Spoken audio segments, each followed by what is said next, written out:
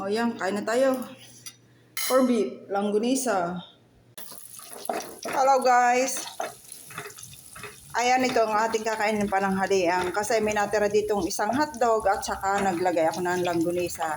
At pinag-initan ko rin yan ng ating natirang corned beef kahapon ng hapon. Ngayon, dahil maraming kanin, kaya yan ang ginawa ko. Magsasangag tayo ng kanin. Hindi na tayo naglagay dito ng bawang. Kanin na lang. Update ko kayo mamaya.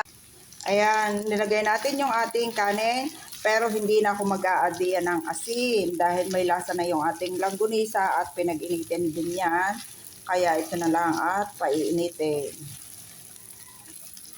Ayan, ang sarap niyan.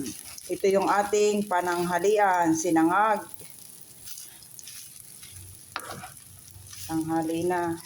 Ang kinain lang natin kanina ay yung kape at saka sunflower biscuit. Okay na.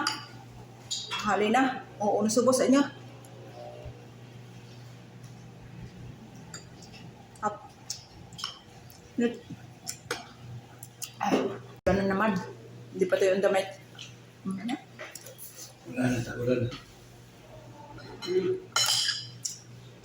Alas 4. Wala pa naman kami sa payam.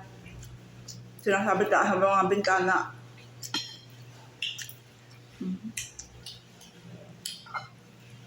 Aming ulam ay tira-tira nila ang akong pare.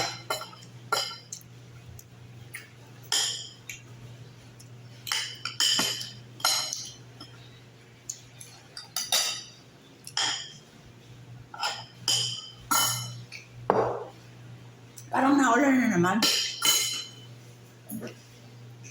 Oh guys, yan ang ating pananghalian, sinangag, wari ko, kahit matanda or bata, ang pag nakita yan ay kakain ito.